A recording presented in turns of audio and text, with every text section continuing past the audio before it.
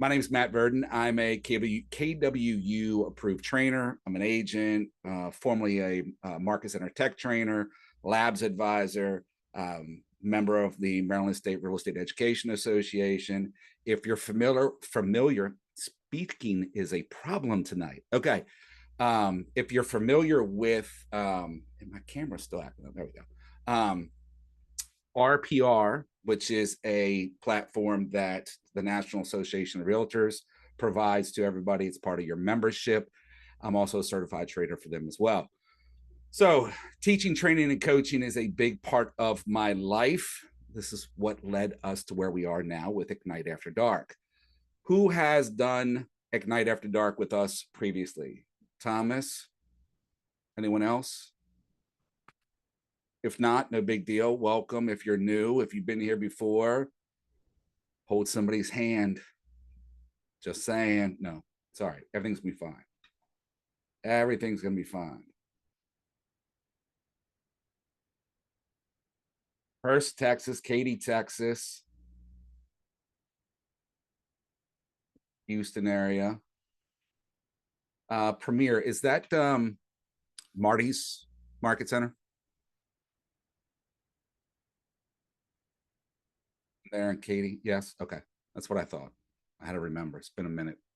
So, okay. You guys ready to jump in and do some stuff? Learn a few things.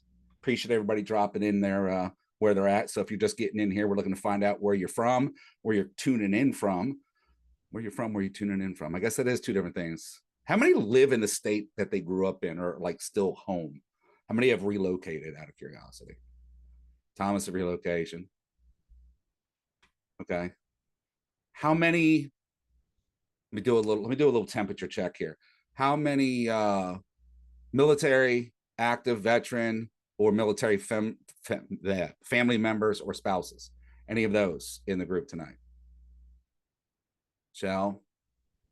Family members, not direct, like uncles, aunts are in the military, Okay. cousins.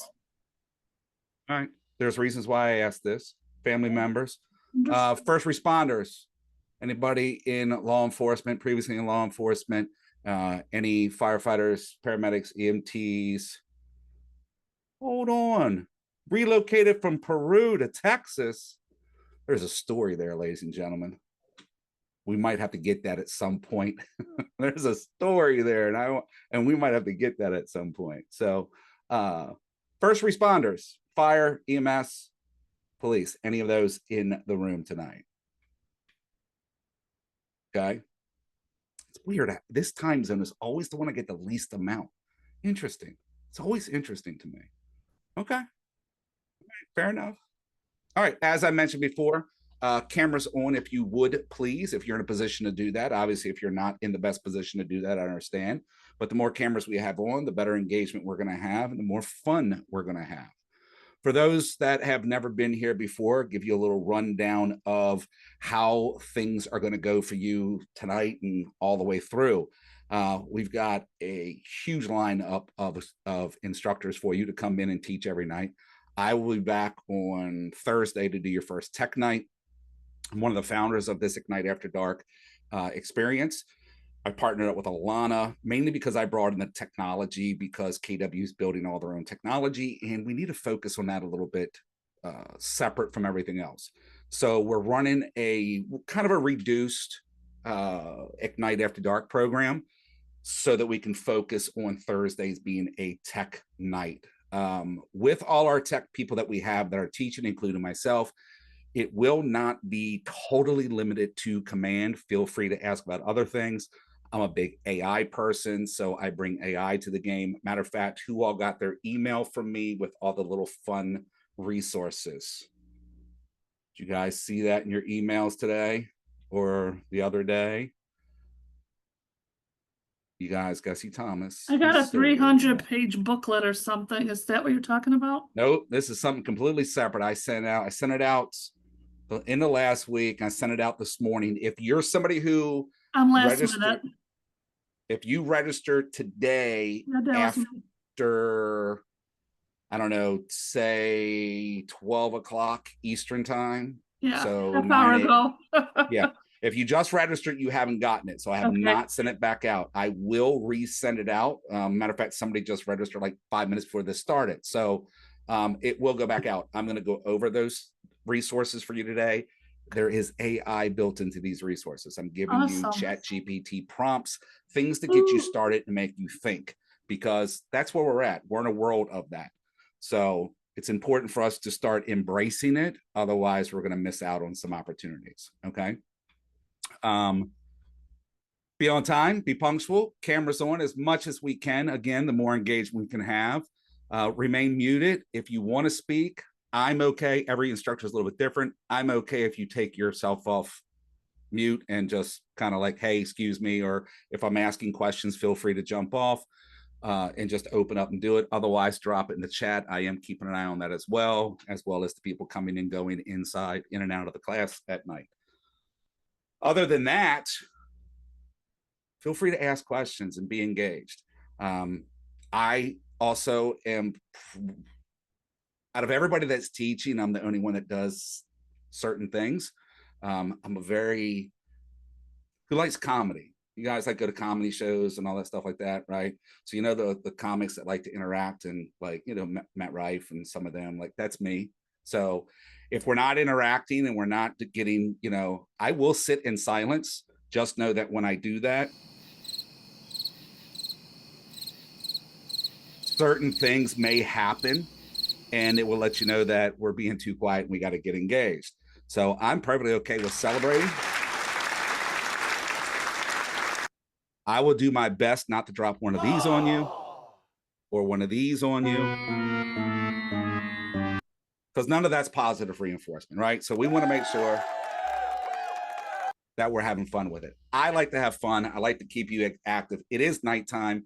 How many of you are dual career and have worked a day job all day long? Well, obviously Lola, because you're like, I walked today. How many miles you walk in a day? How big's your route, by the way? She's like, I don't even want to talk about it. I don't like to use those numbers. It just doesn't make me feel good. And I get that. So I understand it. It's gonna be hard. I know you probably got kids at home, got to get them settled, all kinds of things. So this is why I like to keep you engaged as much as I can. And again, cameras on help me to be able to do that. I will warn you when your camera is on. I do watch, I do pay attention to facial features and body language.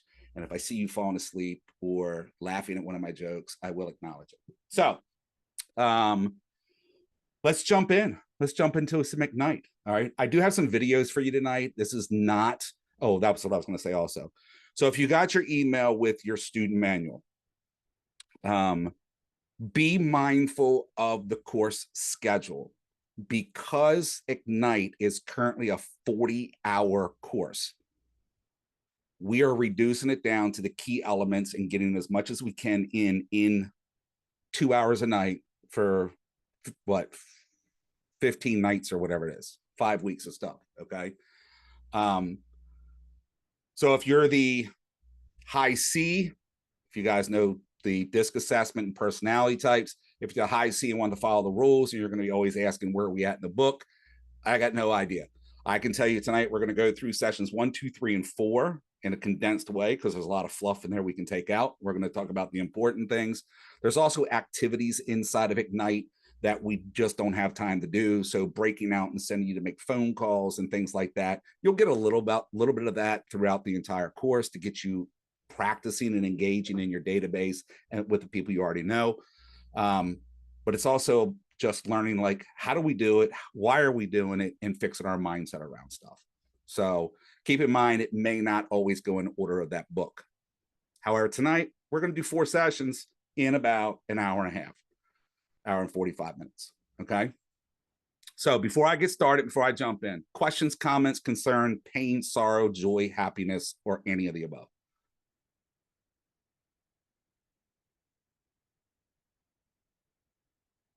Hearing none, we're going to jump directly into a few things for you guys. So as I mentioned, this is Ignite. This is the foundational course designed by Gary Keller and Keller Williams University to get agents engaged and get them started in a business.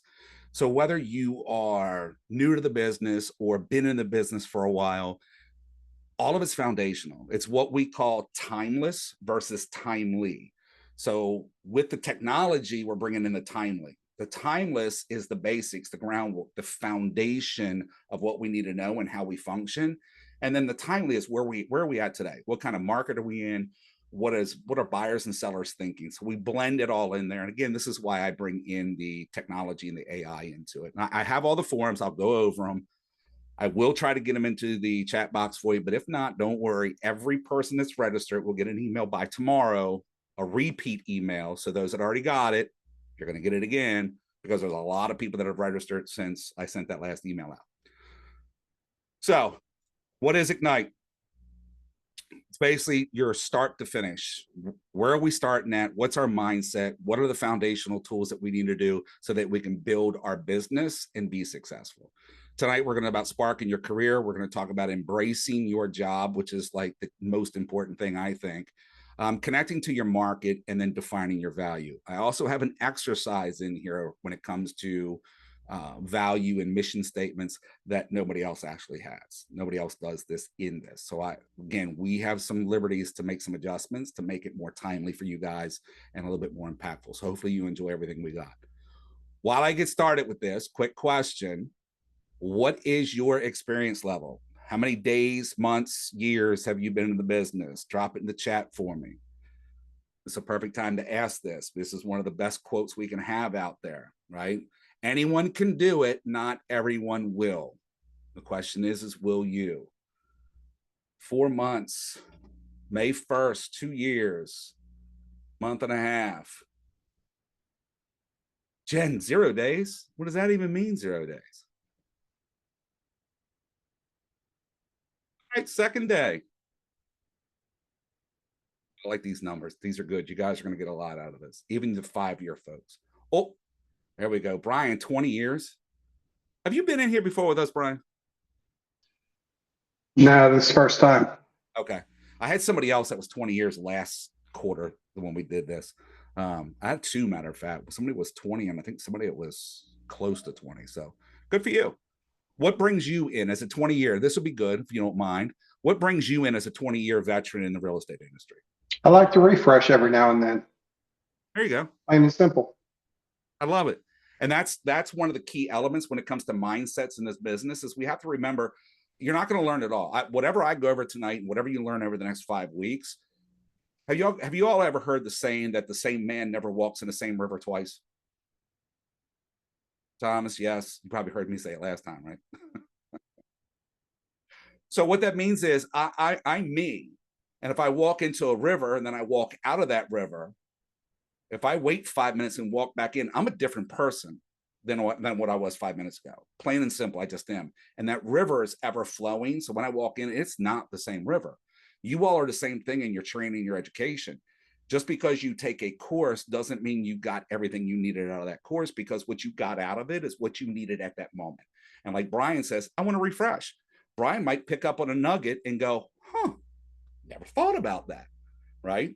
Are you doing anything with AI, Brian? Yeah, a little here and there. Okay. There's his nuggets, right? So he might pick up some stuff when it comes to the AI out of that. That's pretty good. So I remember Terminator 2, so she'll save us all. Don't worry about it. Sarah Connor will come back and save us all. It's okay. I have faith. Okay. And Arnold's still around. The day Arnold passes away, we're all in trouble. Nobody's going to beat anymore. So I'm not going to worry until that day comes. All right. So what does this mean to you guys? Anyone can do it. Not everyone will. Will you? What goes through your mind when you hear that or read that to yourself?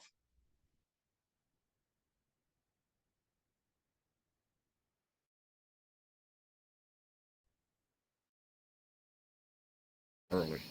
Just saying right now. Y'all starting real early on me. Y'all don't think anything something? about? Yeah, it's Michelle from Keller Williams Experience. I think it means that while most people can do anything, they have the basic level to do anything, but they don't have the fortitude or the gumption or the willpower to continue and stay when things get tough. Okay. That's one way to look at it. That works, and it's not wrong. It's your definition of it, or how it processes with you. Somebody else got something different when they read this? I think it means exactly what it says. Like anyone can do it, but not everyone will or put the energy into doing it. No. So exactly. You just said it as I was going to ask it. So what's it mean? Not everyone will. And I think you're hitting it right there. Is we're not committed to doing it. Right. We're not putting the energy in to do it. We can all sit back and go, oh, I'd like to do that. Right. Yet, if we're not going to take the activities and we're not going to go do the activities that need to be done, are we really doing it? Okay. Which leads me into this. So this is about 6-7 minutes long. It's a bit of a long video. It's an amazing video though. So get out your notepads, get out whatever you're going to take notes on, listen to this. And then I want to get some feedback from you guys once we get this going. Okay. Because this is, I think I got this from a coach and a team leader. And I listen to it, well, every quarter when I teach Ignite. And there's other times I just turn it on because we have to remind ourselves from time to time.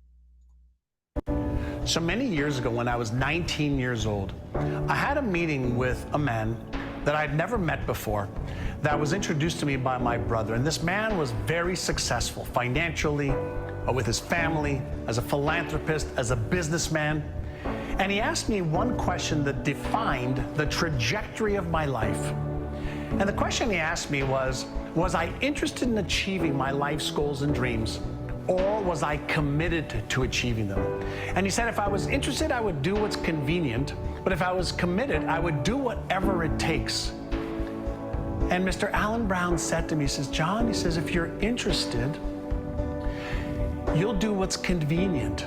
You'll believe your stories and excuses, and you'll continue to be a victim of your current reality and circumstances. You'll come up with all the reasons why you can't achieve those goals, and that's what you will be focusing on for the rest of your life. He said, and the big difference is if you're committed, you'll start today to let go of your stories, your excuses, your reasons why you're achieving your certain results right now and why you can't achieve any of those goals and dreams you wrote down on this piece of paper. So if you're committed, you'll upgrade your knowledge. If you're committed, you'll upgrade your skills. If you're committed, you'll come in every single day and figure out how you can achieve those goals and why you must versus why you can't and why you won't. And after he explained the difference between interest and commitment to me, I put my hand out and I shook his hand and I said, Mr. Brown, I'm committed. Now, I was scared shitless to say that I'm committed because I had to let go of all of my reasons why I couldn't achieve my goals and dreams.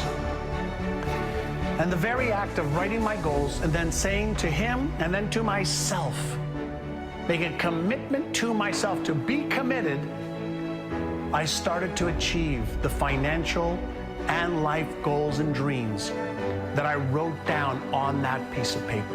And not only did I achieve every one of those, I way exceeded every single goal. That's when my whole life changed. One commitment, one moment in my life, I said that I was committed to my financial and health and relationship and career and business and charitable goals and the travel goals and the health goals I had. I was committed to all my goals. He said, great. Well, the first action steps towards commitment is to develop a plan for how you're going to actually achieve those goals. So here's my question for you. Are you interested in achieving your financial and health and relationships and career and business goals and your travel goals, or are you committed? Now, if you're committed, here's what I'd like you to do. Take a sheet of paper and write down one goal for every area of your life: health, wealth, relationships, career, business, charitable. And write down one goal and when you want to achieve it by.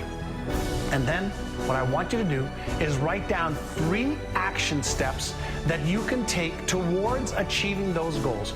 Write down, what do you need to learn? What do you need to believe? What do you need to do? Take those things Put those right on your calendar with a time by which you are going to complete those things. And if you can do that for each one of your goals, if you can focus on the goal you want to achieve, 3 action items towards achieving those goals, and a specific timeline by when you're going to achieve it by, you are going to be the type of person that achieves your goals and dreams versus the person who hopes and prays and wishes that those goals and dreams become a reality. The person who achieves goals and dreams takes consistent daily, weekly, monthly actions towards those goals and dreams. And they don't allow their stories or their excuses or the reasons or circumstances to hold them back. They are committed to achieving their goal no matter what. That's the attitude. That's the mindset that you have to have. And you have to have absolute resolve that you will do whatever it takes. So, are you interested or are you committed?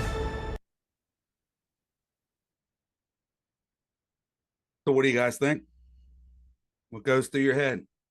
What are you thinking right now? Give me some thoughts, some ahas. That video really kind of like hits you to the bone in a sense, because I remember, again, I'm a brand new agent, started 3 months ago, and I remember thinking before I became a real estate, it was like, how hard can this job be? Like, everybody just sells houses, right?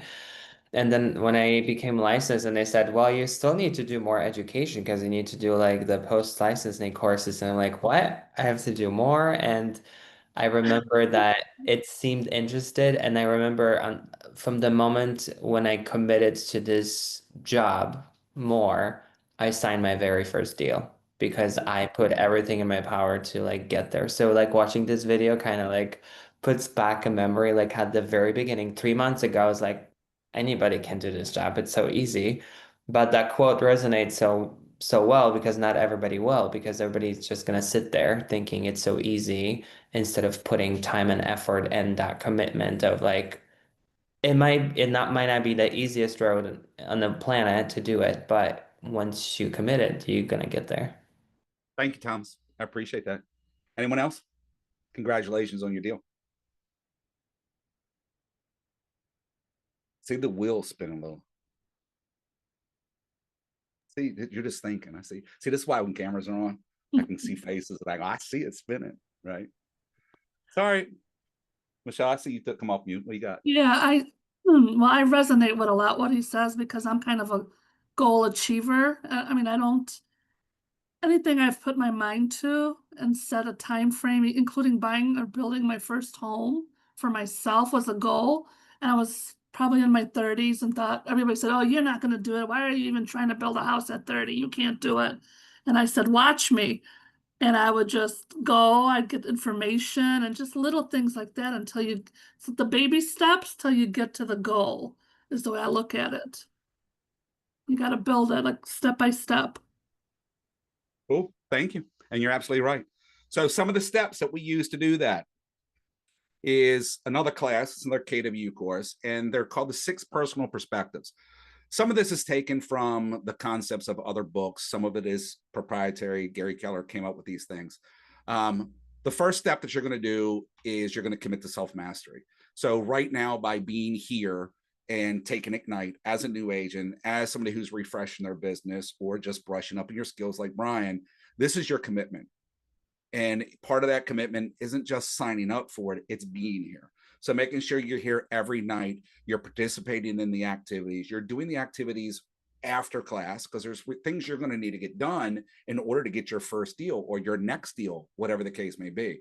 So part of your commitment is knowing your goals, knowing your strengths and weaknesses. I personally don't really like to call weaknesses because some people get emotional about that because, oh, I can't do it. A weakness is just a strength that you haven't given to somebody else. Because it may not be my forte. It's not my cup of tea. It's something that I'm not strong at. Yet I can leverage that out. I can do something with that. I can hand that off to an admin or a transaction coordinator or the photographer, which we should be hiring photographers anyways, right? So there are certain things that you may not be the best at. You're not weak at it. You just haven't found the right person to do it for you. But knowing your strengths and how to use those are one of the key factors as well. So use your strengths and use your weaknesses to be committed.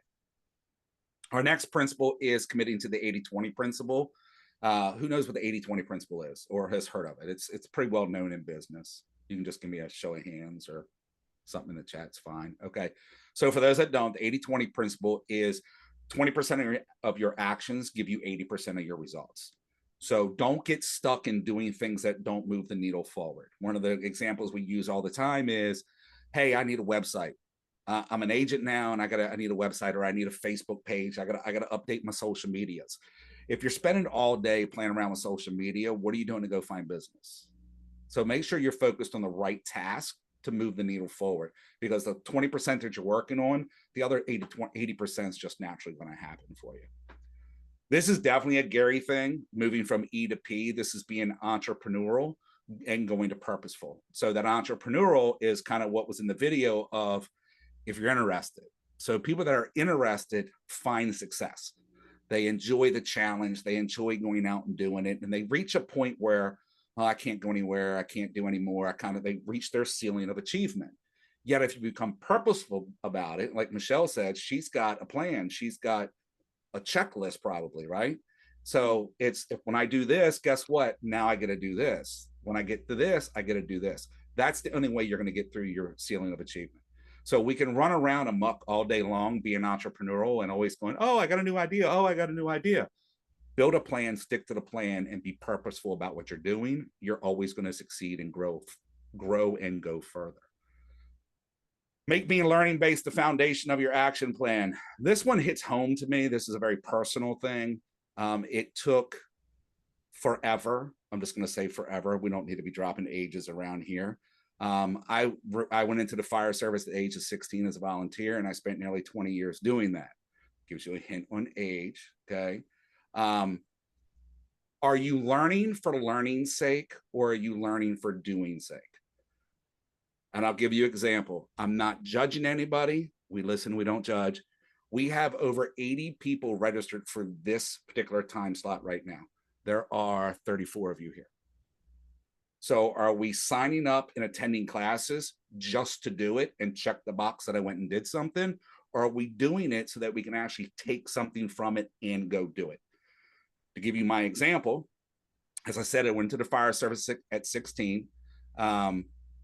Thomas, how long is your licensing class? Like, somebody share. Illinois, how long does it take to get licensed in Illinois?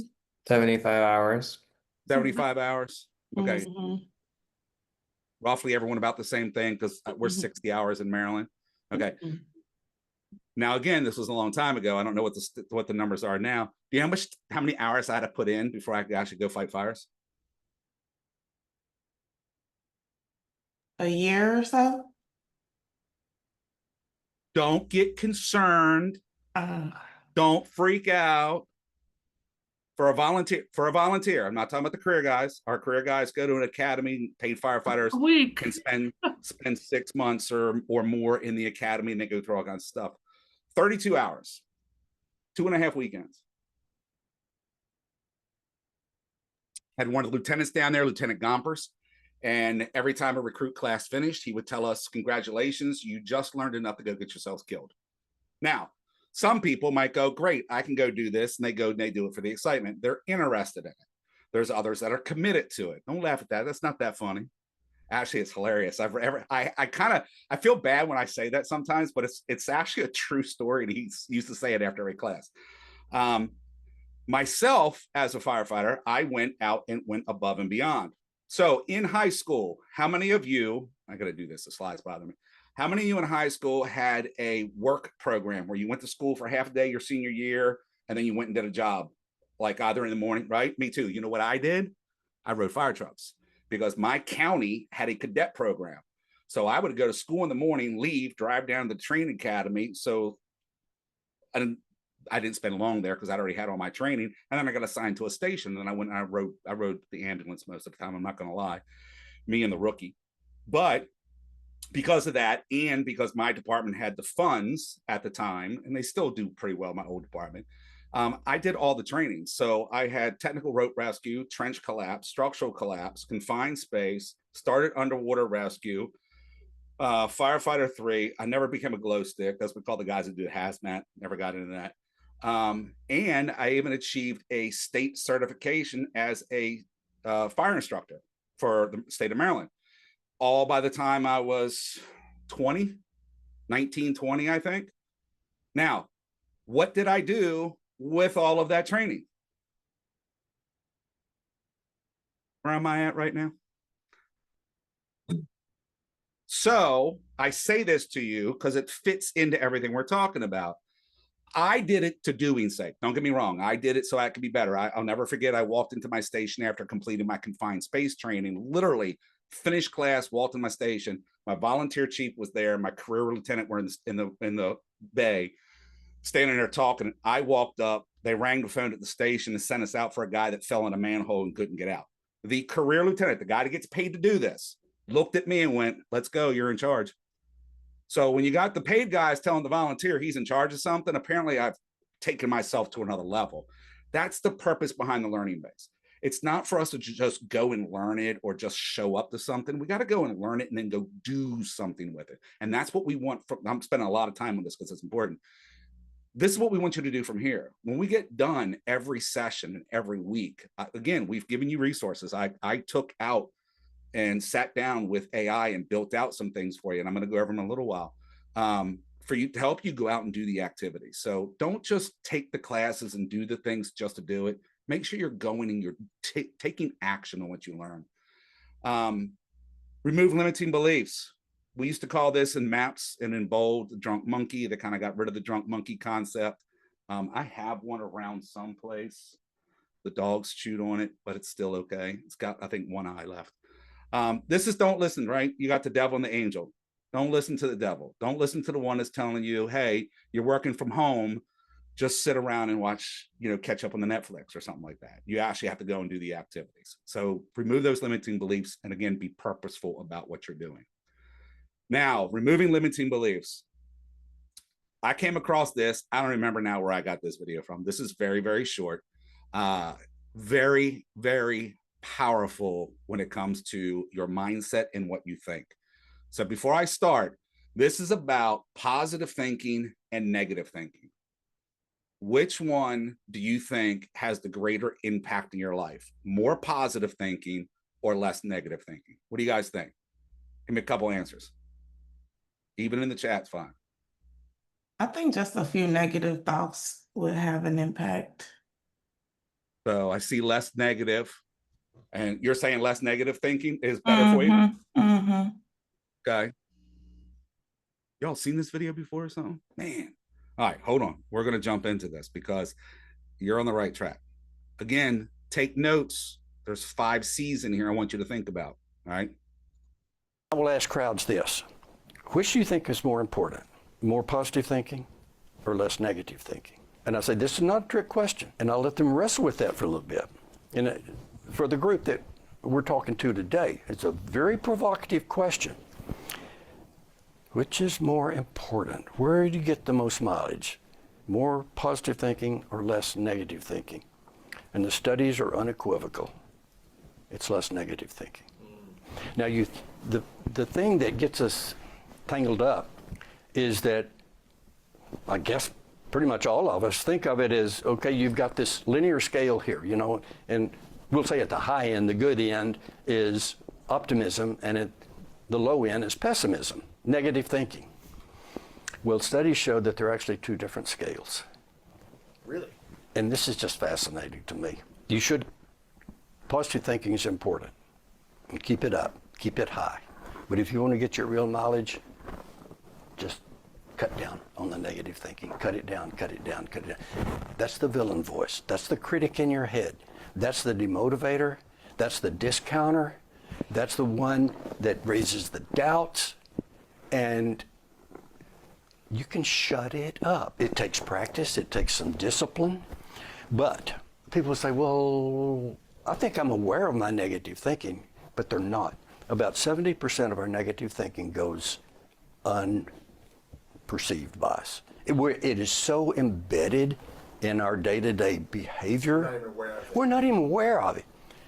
About 70%. It is so much just ingrained in the way we go about living. It's a habitual thing. Yes, and so let me tell you how it shows up. I'll talk about the 5 C's, the sneak attack of the 5 C's. Okay, the first one is complaining, griping. You know, it's too hot in Dallas. Well, it is, but that's not going to change if I gripe about it. Okay, so the first one is complaining. The next one's criticizing. Well, the grid went down today in Texas. We had brownouts. My air conditioners, you know, and there's always someone to criticize. So we've got complaining, we've got criticizing. Next one is concern. And I'm not talking about being empathic here and having concern for some other person. I'm talking about garden variety worrying. I'm concerned about this. Well, I'm concerned about inflation. Well, I'm concerned about, you know, the news. All right. The next one is commiserating. We come in and I sit down with this person and they start their C's, their C talk. And I say, I get it, man. Yeah, I understand. I'm not doing anybody any good. When I start commiserating, I'm not doing anyone any good. It's destructive to both of us. And then the last one is catastrophizing, which is just when you're really down and you just blow things all out of proportion. But those things sneak in. If you start watching people, watching ourselves, how much we do this, and of course, we're surrounded by so much negativity. You know, you listen to the news, you get on social media, and on and on and on. All right, what are your thoughts on that? More importantly, I want you guys to think about the 5 C's. That whole 5C thing feeds right into the removing limiting beliefs. Right? Dusty Thomas going, oh yeah, it does, right? I was just gonna say Hold on. Felt like Thanksgiving dinner rehash. Told you I pay attention to the chat. What are you gonna say, Michelle? I'm sorry. No, it's okay. I was just saying you become what you speak about. So if you consistently stick with these 5 C's, you're gonna become that. And that's not positive. So reflecting back on yourself right now, can you think of a time today, and I would almost guarantee you're going to pick one of them, that you entered one of those C's, that you just complained, commiserated with somebody because somebody else, oh yeah, I get it. You don't stop them from thinking it. At the water cooler. Right? Yeah, we've all done it. So I'd like to add if you were done, Michelle. Say that one time. Yeah, go ahead. Oh, I just wanted to add something. I didn't want to overspeak Michelle. I was trying to see if she was already done. Thank you. Yeah, go ahead. Yeah, appreciate it. Okay, so no, what I take from that is basically mind over matter. Because you can literally talk yourself out of doing something. You can literally talk yourself out of doing something. And the power of you know how they say power of the tongue, how powerful the tongue is. Your mind is that much, a million times more, powerful. But when you put things in the air like that, you're talking yourself out of accomplishing something. And the famous phrase, I think, therefore I am. You better think it so you can be it. So there you go. Yeah. We'll go back all the way to the beginning. Some people will, some people won't. And one of the main reasons they don't is the limiting beliefs. Everybody, I think, wants to learn, right? I don't think any of you don't want to be educated. Yet the challenge comes into, once you get the education, what are you doing with it? Do you believe in yourself and everything like that? So those are all factors. I appreciate all that feedback, guys. That was good stuff. All right. And our last personal perspective is being accountable. So part of being accountable is having somebody who's going to tell you the truth. So I'm gonna kind of semi-praise myself here. I get a lot of positive feedback in my presentations and coaching and things like that. Yet I tell everybody I'm the last person you want as a coach unless you're ready to be coached, because I'm a high D personality. with a C side effect to where I'm compliant in a lot of ways. My biggest attribute is I'm just not afraid to tell you and ask the question, well, what are you doing? Like, I don't care that you ran out of gas. I don't care you got a flat tire. How's that change? Like, I'll be the one to tell you that. And that's really kind of what we all need. And there is a difference between criticism and constructive criticism. So they can just tell you you're terrible at it, or they can say, well, what could you have done different? How could you have changed your day? How could you have turned that into a more positive experience, or any of those scenarios? So you need to make sure you got yourself a coach and somebody that's going to hold you accountable. Now, it doesn't have to be, how many of you are in productivity coaching in your market centers? See one hand up. If you're not in productivity coaching in your market center, and your market center has a productivity coaching program, I recommend joining it or at least looking into it. Who's got a mentor? Somebody that they're partnered up with? Erica, okay, Thomas. Use your mentor and ask them to hold you accountable. Now, mentors typically don't always do the accountability. They're just like, hey, call me if you need something. So hopefully you got a mentor that's really committed and engaged with you, that they are kind of acting as a coach. I mean, I don't blame them. They got their own business to run. So if you don't have that, then go back to leadership. Go to your tech trainer, your MCA, your team leader, your assistant team leader. Go to somebody in leadership and ask for accountability. Just even if it's just a once a week check-in. On here, how many of you are in the same market center? If you're in the same market center, you guys should be exchanging information right now and going, hey, let's hold each other accountable. Share your goals, share your calendar, let that person or more than one person know, hey, this is what I'm planning on doing this week. I need people to hold me accountable to it.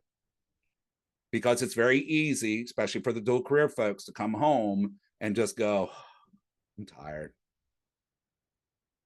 I'm just tired. I can't today. I can't. It's 100 degrees outside.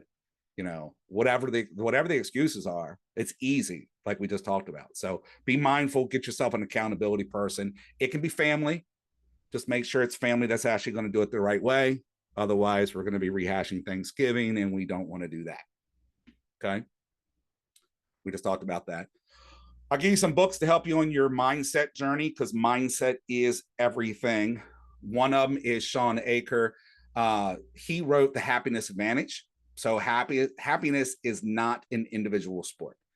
I do believe you're the only one that's going to make yourself happy, yet the people around you are going to bring your happiness down. So make sure you're surrounding yourself with the right people.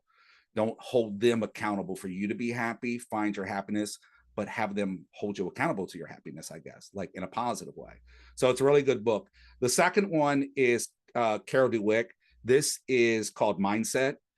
These are two very similar books. They're very similar, yet they're written a little bit different. So depending on how you process information, you're going to like one over the other. Carol, you don't know what your abilities are until you make a full commitment to developing them. So we're going back to being our university committed, being learning based, and taking all your actions. I read this one first, and I really like this one. But Sean's book, The Happiness Advantage, is a really good book as well. So if you're a reader, get them, read them. If you're not a reader, get them an audio. They're short books. They're only like, I think both of them are in here someplace. They're only like, they're paperbacks, more or less. They're not very big books. So my camera's playing games with me. It's been acting up ever since I got on my Zoom tonight. Let's see if I can make it happen. I'm a blurry mess. They're short. Get them an audio. You can probably listen to them in about 2-3 hours, especially at 1.5 times the speed. I normally do 1.25 to 2 times the speed. So depending on the book and who's doing the reading. So, but they're really good books. Thoughts, ahas, takeaways from everything we just went over. What was your biggest thing? Give me something to share with.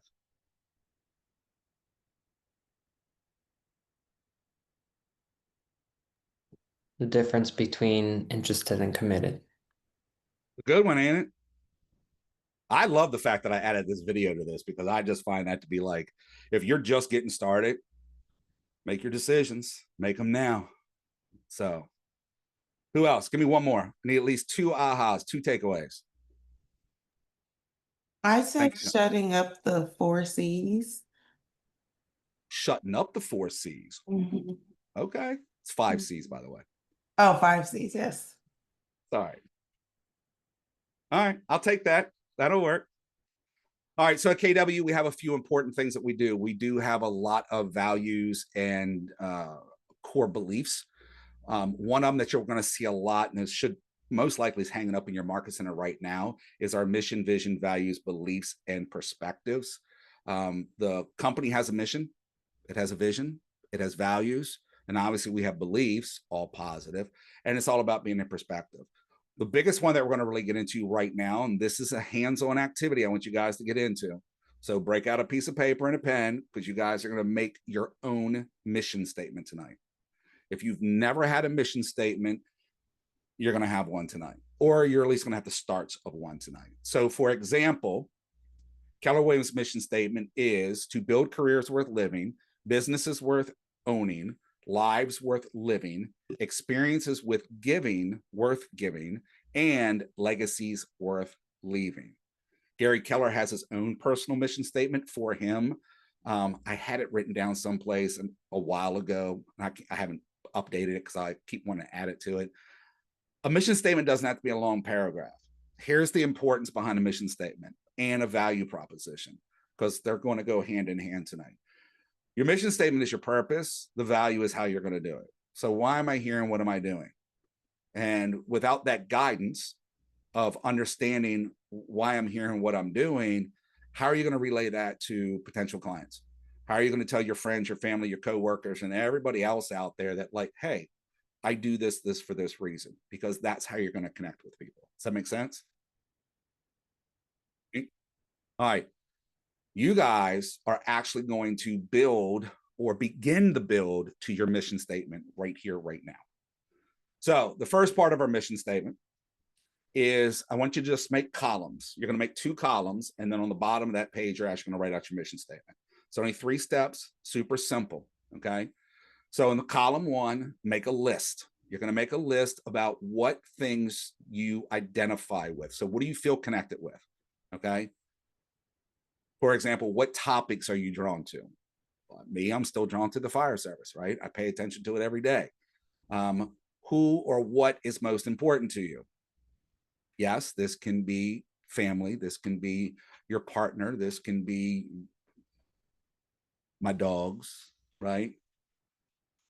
So it can be beyond that too. So don't limit what you're thinking of. Oh, and by the way, don't overthink. Don't sit here and dig deep. Just first thing that comes to your head. What topics are you drawn to? Who or what is most important to you?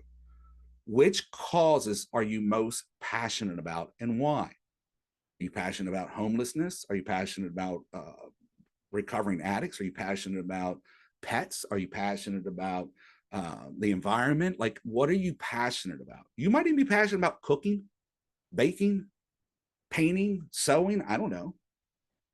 Don't limit it. Whatever the first thing that comes to your mind. What if you had the ability to sit down, and this is going to be a question later on, but I can ask it here as well. If there was something that you could just do, it just means everything, puts you in your happy place. What is that? What are you drawn to, right? What impact do you desire to have on others in the world? While you're here and after you're gone, what are you going to do that is going to, oh, there you go. Glad I could help, Eric. What are you going to leave behind? Or what are you going to do now to make an impact? You know, think about it as how are you going to make your name for yourself? What is it that you wish to do and make the impact for? Okay. This can be a short list. If you got a short list, don't panic. If your list only has 3 or 4 things in it, great. If you got 10 or 15 in it, that's great. It doesn't have to be long. Just think about it. All right, you guys ready? You got your list? All right, your next column over, we're going to uncover your unique gifts. So, what things come easy to you? What is it that is just maybe people come to you for it all the time because they know that you're going to know the answer, right? Maybe you got a side hustle, or you got a hobby, you know, you're woodworking or whatever it may be. I don't know, just spitballing out here, but it's something that just comes easy to you. Like, you don't even have to really open a book. You can just kind of figure it out and you just do it. What gives you energy and fuels you personally? It's kind of like the big why. What's your big why? What is it that makes you just go? Could be music, could be painting, could be a color. I don't know. Only you know. Is there something you would enjoy doing even if you were not paid to do it? Put me back on the fire truck. I did it for free before. I'll do it again. You ain't got to pay me. I'll just go out and do it. What's your thing? If somebody just said, you can just do this the rest of your life and nothing else has to be taken care of, we're going to take care of it all, what would it be? And then the big question, if your creator came to you in a dream and told you that you were put on this earth for a specific purpose, what would they say it was for? What was it? What is that purpose that you're here? All of us have something different. We might not even have identified what it is yet. We're still trying to figure it out. What things come easy to you? What gives you energy and fuels you personally? Is there something you would enjoy doing even if you were not paid to do it? And if your creator came to you in a dream and told you you were here for a specific purpose, what would they say it was?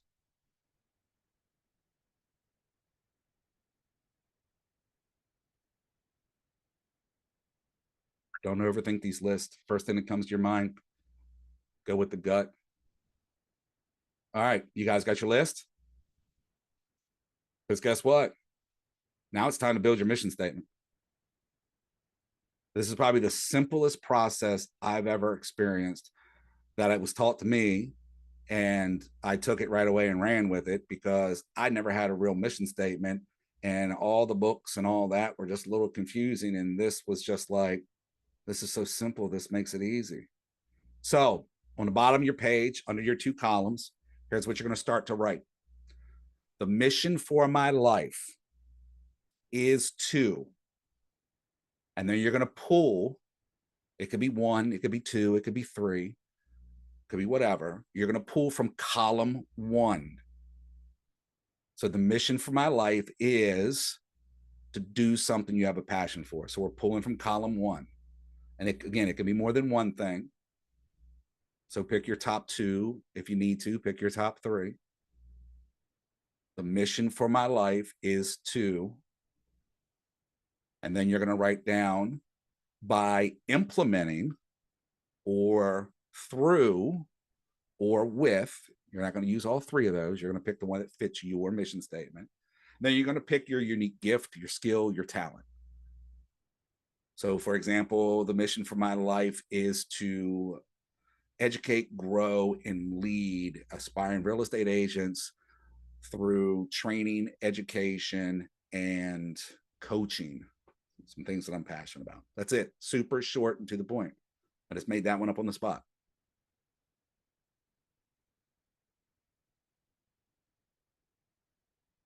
Mission for my life is to choose from column 1 by implementing through or with, and then you're going to choose from column 2 your unique gift, skill, or talent that you possess. Give you guys a couple more seconds. And if somebody would like to share, we would love to hear it. If not, and nobody wants to share, it's perfectly fine. Also, don't freak out if you're like, it's not right. It's not going to be right away. It's a starting point. Because up until this very minute, how many of you actually had a mission statement for your life?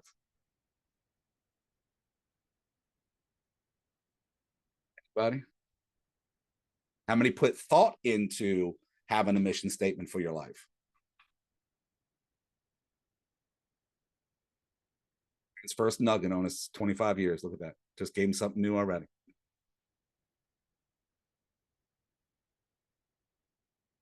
Anybody finish writing it out?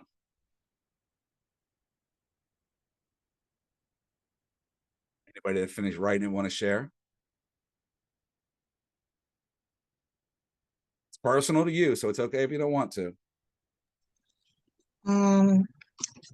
Said the mission for my life is to support my community by implementing my ability to connect with people of all walks of life. There you go. I love it. That's great. Anyone else? Thank you, Eric. Mhm.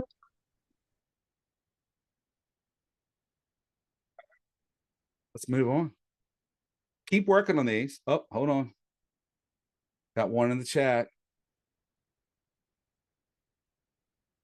Mission statement being on the leadership team, empowering agents, evaluating success, and unleashing potential in real estate. All right. There you go.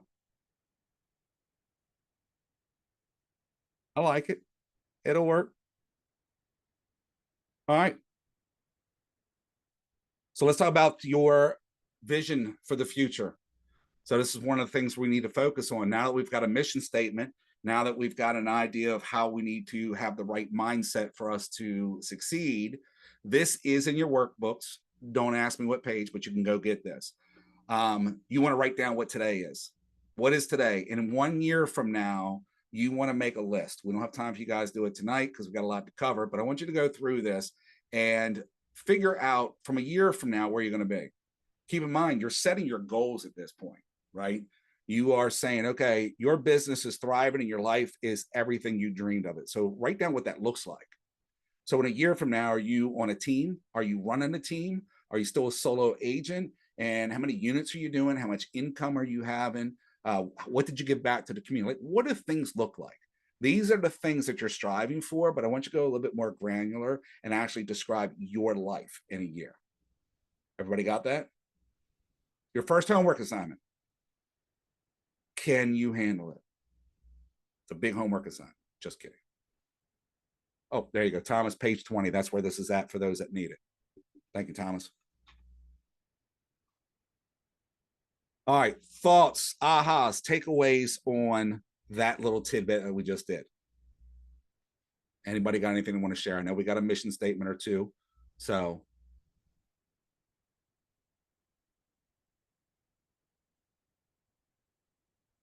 you're not learning. Got to keep you entertained somehow. Got to wake you up. All right. Nobody's learning anything? Am I not succeeding with you tonight? Hi. Oh, I Rosa. think it was, hi. I never thought about having my own personal mission statement. So I think this kind of got me thinking, and I think it's a great opportunity to do that. So thank you for the tips on how to create our own mission statement. You're very welcome. I think the mission statement and your value proposition go hand in hand. You're going to hear a lot. If you've been here for 2 years, you've probably already heard this, depending on your level of engagement in your market centers. Or if you've been here forever, right? Brian, I think, has got the longest time here in the industry. You've heard value. What sets you apart from every other agent? An exercise I do when I do live trainings is I walk in up to the room like you guys right now, right? There's 35 of you in this room right now. So if we were all together in a regular room, it works out better, but I can do it here. There's 35 of you. I am a home seller and I'm going to hire one of you. I got all of you in a room and I'm going to tell all of you, I'm going to go around the room and appoint. Thomas, why should I hire you? Brian, why should I hire you? Andrew, why should I hire you? Michelle, why should I hire you? I'm going to go around the room. And I'm going to ask that question. What do you think the answers are going to be from every agent out there? On average. I'll ask you guys, who wants to answer? Tell me why I should hire you to be my agent and help me sell my house. Just one person.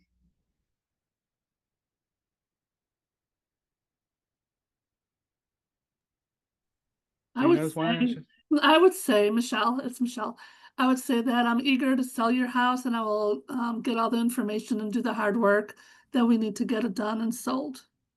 Okay, I'll accept that. I'll accept that. And then I'm going to tell you right now, as your coach and as your trainer, every single one of you is going to say the exact same thing. Just a little bit different. Thomas is laughing because he knows in his head he's answering my question. He just didn't answer it to me. Well, I promise you, his thought that he was going to say was going to be similar to yours. I'm a hard worker. I'm a go-getter. I'm a great nigga. All the key things that we all know and we all say. My question to you, and this is where your mission statement comes in, and this is where your value proposition comes in. What makes you different? The research. My CMA is going to be awesome. Everyone in here can do a CMA. Right. And guess what? I don't care about the CMA. Just tell me the number. Right. If I don't like the number you give me, then I want you to prove to me how you came up with that number. But guess what? That's just part of your job. What Right. makes you different? Okay. So I'm going to ask this. Let me get a show of hands, put it in the chat, or do your virtual hand, whatever the case may be. How many of you are dual career, and how many of you have had another job prior to coming into real estate? I think it's 100%, right? I think I can answer 100%, right? Everyone's had some type of job. So here's what I'm going to challenge you to do while you're going through that one exercise and while you're thinking about your mission statement and while you think about value propositions. What skills and talents have you learned and developed and grown in that other profession that you can use in real estate? Let me give you an example. I mentioned before, done quite a few things before I've gotten real estate. Again, almost 20 years in the fire service. I can use those skills and those abilities, believe it or not, in real estate. Because here's the thing. We have these things called BOLD laws. Anybody taken BOLD yet? If you've been here for 2 years, you may have, or you've at least heard of BOLD. Yes. So we have BOLD laws. One of our BOLD laws is we have to keep our emotions between the lines. There's nobody better at keeping emotions between the lines than me. First off, I just don't have them. Secondary, I've learned to manage them because have I seen people at their worst and I've seen people at their best? Yes or no? Being in the fire service. So I have used the fire service when I've met with people, and I've mentioned to them with that because nobody else is going to say it. Lola, I'm going to talk about you. I'm a mail carrier. Why is that important in real estate? I already go door to door every day, and I'm really good at it. And I know people on my route, and I talk to them. So guess what? When I'm buying and selling with people, I can go out and door knock just the same. And guess what? A lot of people are going to know who I am because they see me every day bringing their mail. Oh man, I never thought about that. By the way, I literally just thought about that when I saw your face, just like, you've got a great resource, right? Thomas is great. So what do you do now? What skills have you learned now that are going to help you in the future? That's your question you have to ask yourself. That's where your value proposition and everything's going to come in at. All right, so I mentioned early on in class, I'm going to just touch on this. We're not doing any real tech. I'll reference tech from time to time. So with the other instructors, your main tech is going to be on Thursdays. We're going to get into Command. We're going to talk about the Command mobile app, and we're going to talk about the consumer app, and we're going to have some AI conversations. It's just going to be great. So moving on to connecting with your market. The biggest thing with your market is knowing your market. How do you guys think it's best to go and learn your market? What do you guys think? Best way to learn your market, know your market. Going into the market or on Command? Let's stick with your first one. Okay. Tell me more. Tell me more about going into the market. I mean, you get to meet the people there, know what's going on, go to the business meetings. They keep you up to date. Mm-hmm. You're on the right track. You're there. All of it's right. And there's more, right? Mm-hmm. So I like what you said about going to your business meetings. I taught a class a couple years ago, and it was on relationships. And believe it or not, the biggest focus point of the class that I kind of, probably not the biggest, but 50% of my focus point was other agents. When we're talking about relationships, yes, we have to have relationships with our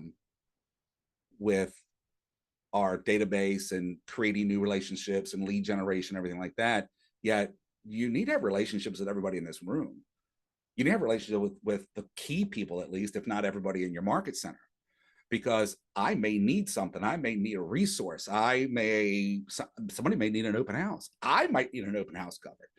I may want to go on vacation and need a client covered. So I need to have focus on relationships within the office just as much as I do out of the office. So I like the fact you said business center or business meetings. if you're going to those as well, you're probably going to be getting stat updates. You're going to have speakers come in. There's all kinds of things you're going to learn on that. So you're always being open-minded in a growth mindset.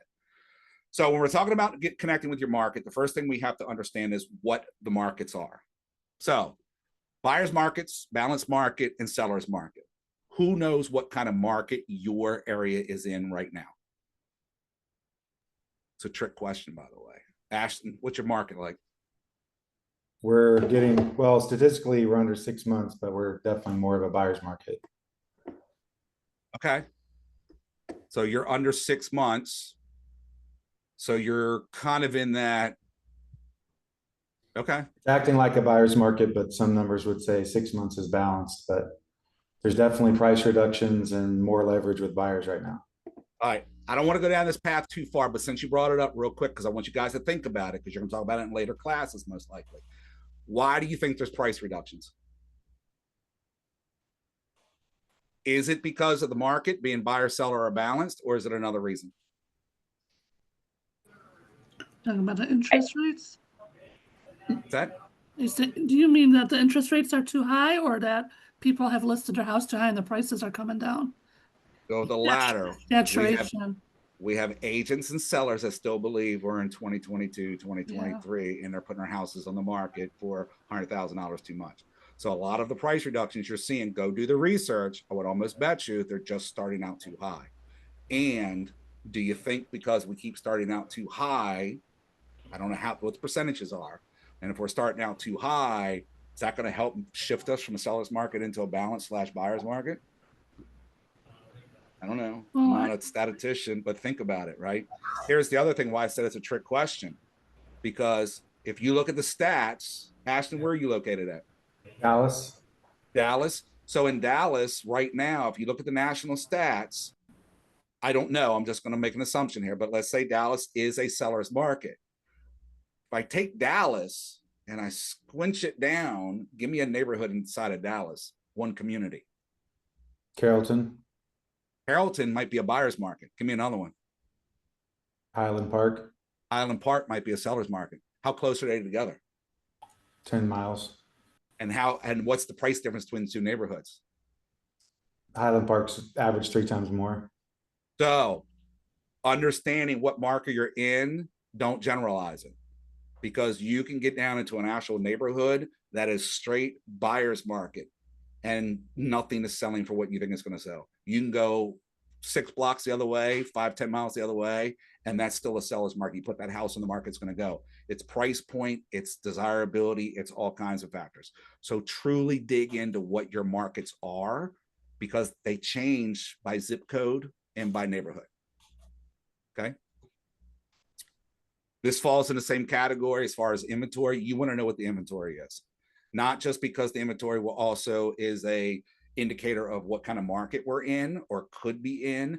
You just want to know the inventory, because you don't want to go into a listing appointment, let's say, and the seller goes, yeah, well, the neighbors down the street had their house on the market for like 6 months and it never sold. What happened to that? You don't want to sit there and go, what, there was another house for sale in the neighborhood? Like, you need to know those things. So it's really good to track all the data, what's on the market, what's off the market, what's the average days on market, what's the sales price. And right now, as Ashton mentioned, price changes. That's going to help you set a price for a listing, because if I'm looking at it, if I'm on a listing appointment and I'm in this neighborhood and the seller's like, I want to sell for 1.2, and you're going, nothing is sold in here for more than 900, and everything that was listed over $1 million spent 6 months on the market and had multiple price drops.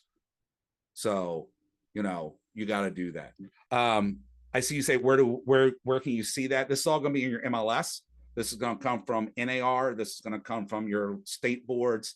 They put these stats out every month of what's going on in the market. But if you really want to get hyper focused into a neighborhood, then you're going to have to get in your MLS and master your MLS, because there's a lot of data you can pull from MLS if you know how to use it and search it. So master your MLSs. Like Michelle mentioned, interest rates are a huge factor too. I mean, I don't know about you guys. If you own your own home, how many of you are sitting under 5% on an interest rate because you took advantage of the market a couple of years ago, right? You are in no hurry to sell your house, even though you might look like absolutely not. And I don't blame them. I actually had a conversation with my business partner of maybe we should do some marketing that says don't sell your house. Kind of reverse it, but don't sell your house. If you got a great interest rate, this is not the time to sell your house. Matter of fact, here's the only reason you should not selling your house, right? Why do people buy and sell? What do you think the key factors are? Jobs and outsizing with families. So we'll generalize that a little bit. Having You're right. having a bigger family or something like that. Life changes. Life Right. changes. There you go. Bigger category, life events, and it can be anything: job loss, job gain, whatever the case may be. Right. So maybe that's the marketing, right? We know rates aren't there. We know the prices are still kind of like we don't know. Don't sell your house then, unless you fit one of these criteria. Health reasons, like, hey, I got to get into an older folks home or whatever the case may be. So have those conversations. Economic factors. You think economics are playing a fact with everybody right now? A little bit? Oh, yeah. Know your economics, know what's going on. And again, what's happening in Texas and Illinois, I got it worse in Maryland in some ways. You know, I might have it better in some ways. It just depends. So know your local economics to see how they're playing into your market. Again, a lot of this is available through your MLS when you're looking at things. Also making sure you're partnering with your title companies and your lenders, because they're going to have access to platforms that you're not going to sign up for because they're like $1,000 a month and stuff like that. So use their resources. You know, a monthly meeting with your lenders and your title company to have them help you pull data on what's going on. Your title companies are going to really be able to dig into some sales stuff. I know in my MLS, I can also pull reports that shows me based on value, bedroom size, and I can also get data on financing. So I can say, okay, in the month of June in Frederick County, we had 300 homes, let's say, it sold, and 250 of them were conventional, 20 were FHA, 2 were VA, and the rest were cash or whatever. I can really break it down that, so I can actually see what kind of financing people are qualifying for. Again, I mentioned this before. If you don't know anything about RPR, if the website is NAR, I'll drop it in the chat for you guys in case you don't know what it is. It's NAR RPR. It's a free resource because you're a member of the National Association of Realtors. Go in and create an account. It's got a lot of data into it. I'm going to be honest, it's probably the best thing we get from NAR is this platform, and it's improving every day. So it will help you learn a lot of this stuff as well. Other important factors that you have to take in consideration, neighborhoods. Again, like I mentioned, some neighborhoods are more desirable than others. What's going on with development? Do you have more growth going on? Okay, is one of these neighborhoods starting to maybe it's getting dated and nobody wants to be in the older homes, or waiting for somebody to come in and tear the whole neighborhood down or whatever and rebuild? I don't know, right? How much new construction you have going on? What's nearby? Is it convenient for people? Because depending on where you are geographically, you have people that I want to be able to walk to everything. You have other people that are like, I'm not walking to anything. So what are they looking for and what do they want? This is actually a great tool inside of RPR. When you do a map search, you can actually go to points of interest and you can see all kinds of stuff. So this supports this 100%. So check out RPR. Thoughts, comments, questions, joy, pain, sorrow, all the above. How we feeling? We got a lot. We don't have a lot, but we've got a lot to go. I feel committed. Like that. Thank you. Like that. All right.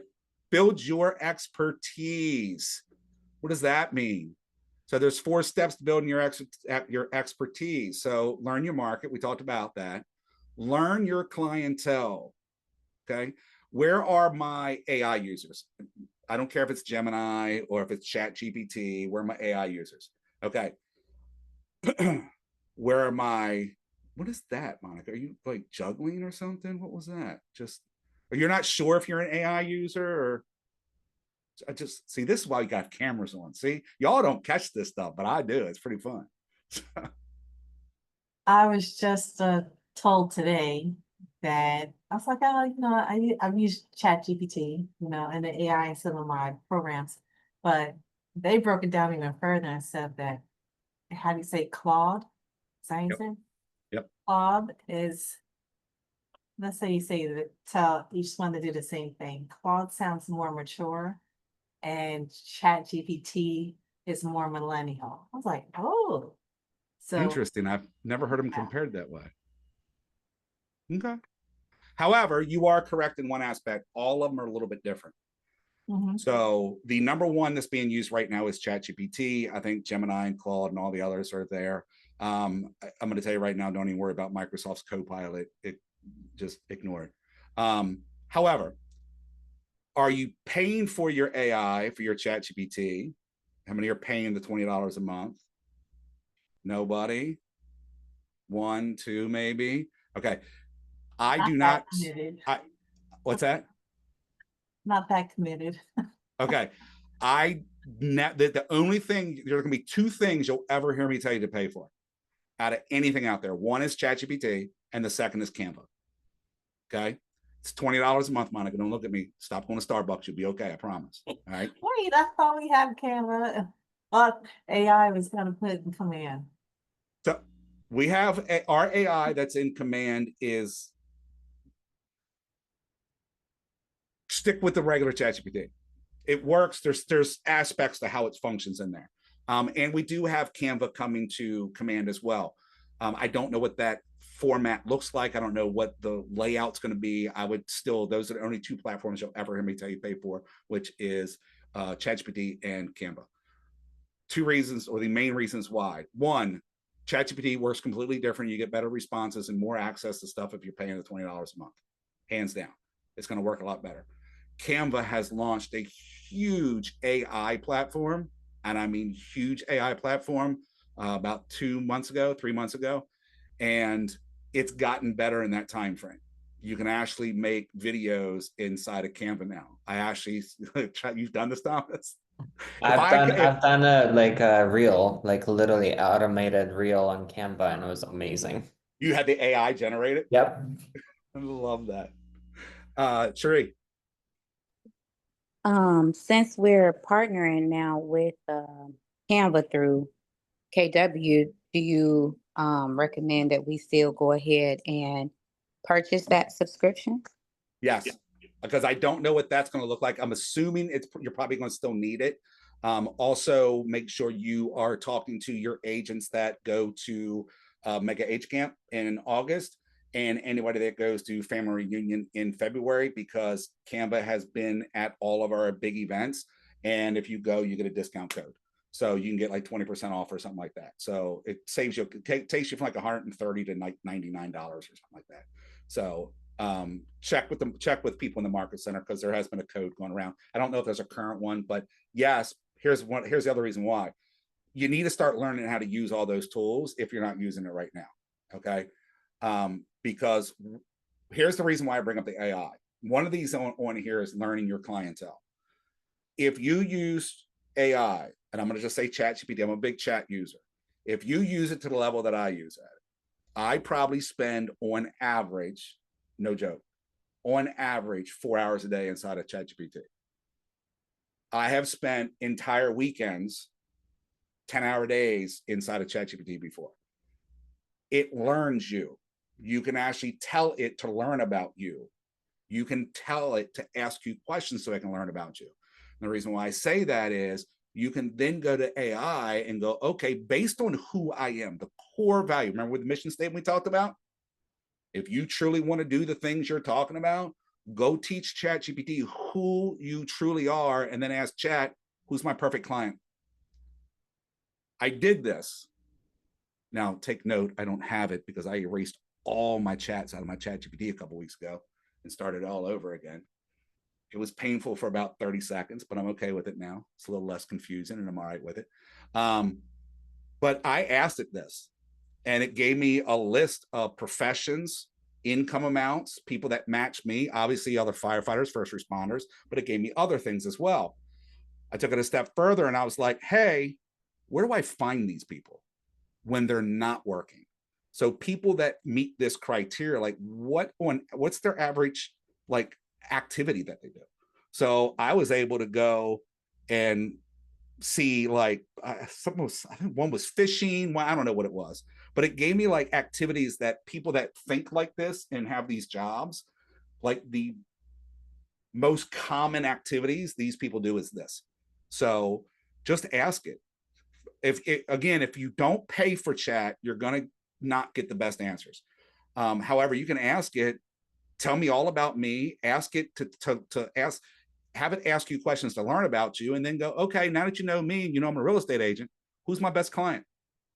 Who are the people I should be targeting? Who do I have a better chance of succeeding with? Okay. Let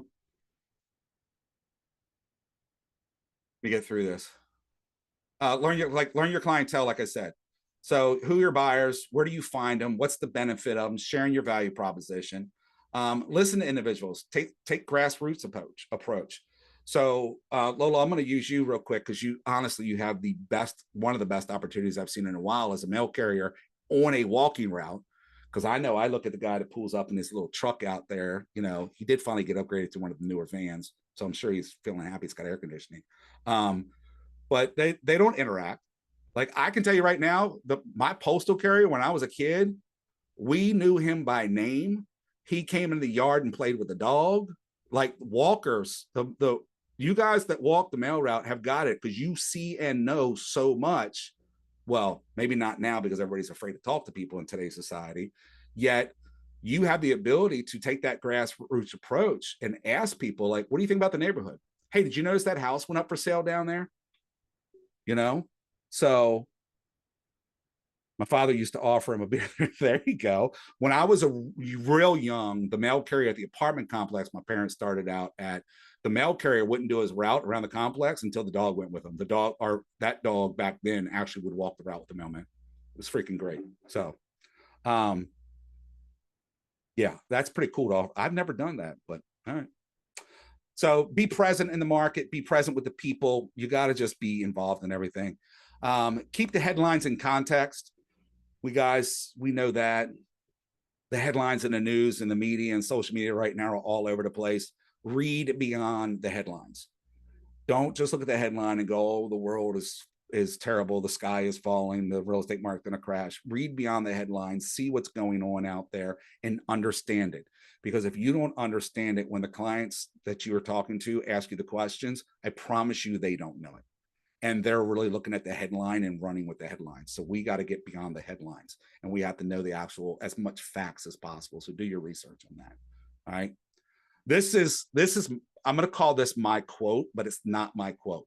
So when it comes to social media, I don't remember a lot. It's like it literally is just mindless stuff. And with TikTok nowadays, it's gotten even worse. However, this is probably 3 to 5 years old. And it's something that I read one day on Facebook and I've never forgotten it. And this is where you need to be different. We live in a society where we listen to respond rather than listen to understand. And if you stop and think about you and yourself, how many times have you been in a conversation, somebody's talking, and after 3 or 4 words, you've already projected where the conversation is going to go. I do this a lot because that's just the way my brain works. I work faster than other people. And then when they're done talking, you just say what you wanted to say based on the first 3 or 4 questions, and you actually stop listening to everything else they said. I think we're all guilty of it in some form or another.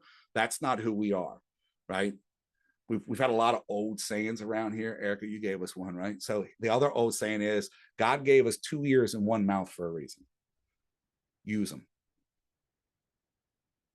Okay, that's different when you do it to your boyfriend.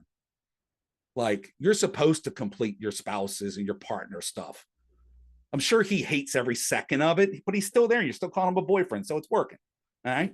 I'll give you that. And yes, we all do it in regular life too. I have to catch myself even when I'm presenting sometimes. I hear somebody talking, I'm like, I've had this question before I know where it's going. But I have to stop myself because there's a chance that they're going to ask it slightly different. And I have to be able to respond in a way that they're going to understand it. So being present and the grassroots approach, we need to make sure we're listening to things. So, all right, homework number 2. You guys ready? Homework number 2. This is what you're going to do every week. So inside of the Ignite program, we have our 10-5-1. The premise behind this, obviously, is to get you more engaged on social media with this one. So you're going to go in and you're going to go into social media. I don't care if it's Facebook, it could be LinkedIn, it could be Instagram, it could be X, whatever it's called nowadays. I don't care. But you're going to go and you're going to like a post. You're going to find people to like post. Here's my suggestion, though. Do not do it with the people in your feed. I think we all have been around long enough that we know that I'm seeing the same people in my feed on a regular basis. And there's only one reason why, because you're not engaging with those people on social media and they're not engaging with you. So here's what I recommend you do. Open Facebook. Now, if you do it on your computer or your laptop, it's going to be a lot easier, because on the right-hand side of the screen, you're going to get that little who's online right now. They got the little green dot next to them showing they're active, you know, kind of like with Teams and everything like that. Find the people that are active online, go to their page and like something on their page. Because I promise you, those people you're seeing over here that are showing up online, you probably haven't engaged with in a long time. So choose something that you don't typically engage with. So you're going to go like, you're going to put the heart, the smiley face, whatever, the care, the heart, the love, the crying, whatever it is, go engage with 10 posts a day. Then you're going to write 5 comments a day. Now, there is another rule on this, and we have this in one of our playbooks. And if you're not familiar with playbooks, if you go into command, on the top side of command, you're going to see command and connect. If you go into connect, that's where all the learning stuff is. Just go up into the search bar and write playbooks. We have a social media playbook and several other playbooks in there. They're just like one pagers of things agents are doing. One of them is the rule of 5s. Part of that is in this. So you're going to write 5 comments. The premise behind this is that you 5 minutes before you comment, or I'm sorry, 5 minutes before you post on social media. This is the one thing that's not in here, is you posting on social media. I still think you need to do that every day as well. But 5 minutes before you post on social media, you go and comment on 5 people's pages. Again, pick people you don't typically engage with, so you get more people on your feed, because the more people that are showing up on your feed, the more they're seeing what you're putting out on social media. When you make comments, it has to be 5 words or more.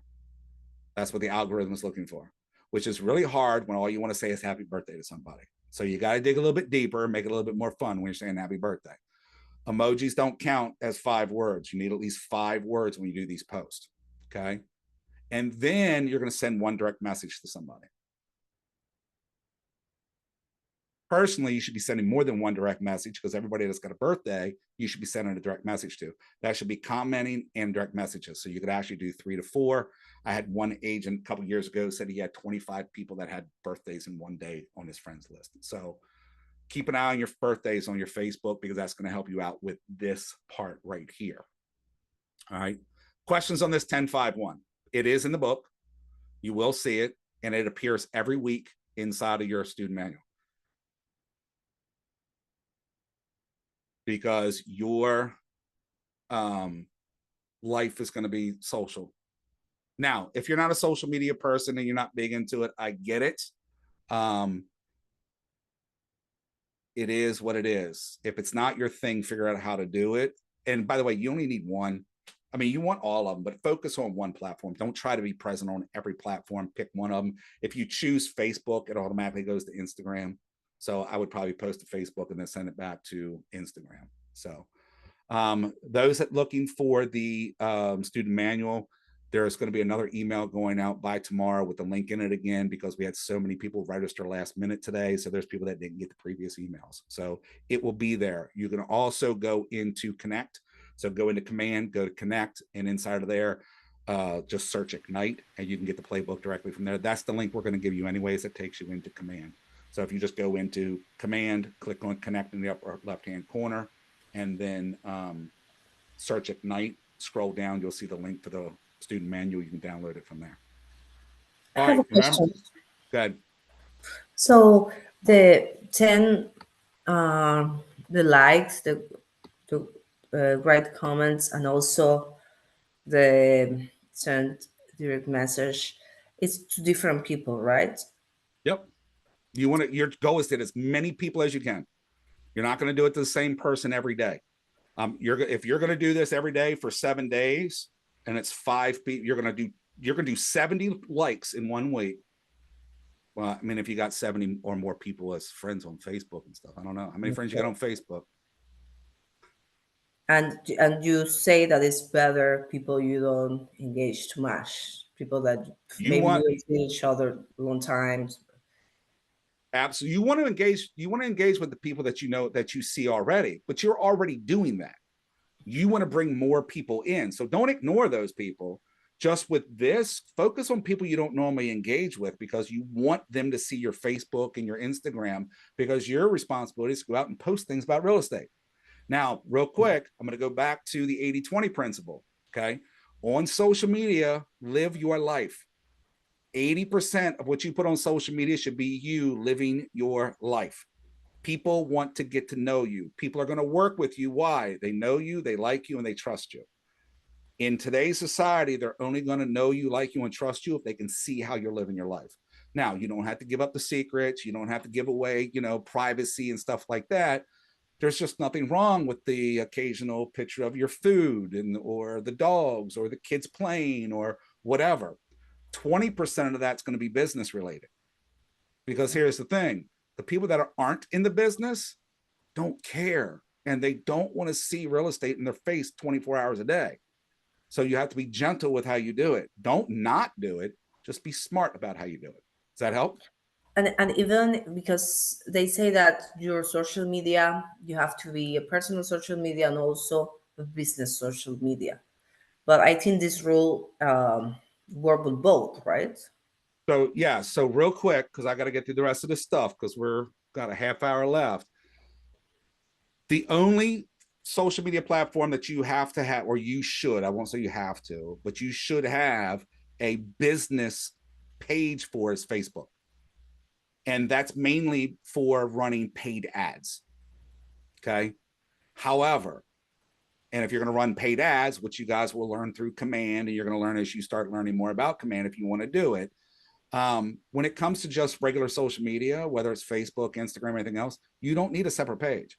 It is going to be you living your life and then throwing out there that you do real estate. Put up the picture of the house you just showed, like a quick outside view, or take a picture of the garden or something, or put up a little video of like, oh man, I just showed my clients like 6 houses and oh my God, they loved all of them. They can't decide which one they want to get. Whatever the story is, you're going to do that. So if you post 10 times a day, 8 of them got to be about your personal life. 2 of them are going to be about real estate. Now, based on who you are and how you live your life, you make that adjustment. It might be 50-50. Depending on your content. If you're a big content creator, you might put more real estate stuff out there because you're going to make it fun and engaging. That's different. But if all you're doing is constantly putting out there, I'm in real estate, who wants to buy or sell? Who wants to buy? You're going to lose. People aren't going to pay attention to you. Does that help? Yes. Okay. All right. Your other tools and resources. Again, some of you guys have this already. Had a lot of people, again, register after these emails went out. So I'll get it back out to you guys again tomorrow. So if you're not familiar with Bold, Bold is a program from our MAPS coaching people. And inside of Bold, we have what's called a Bold 100. The goal behind the Bold 100 is for you to go out and meet 100 new people a week. Now, I'm very well aware that dual career people, that's going to be a bit challenging.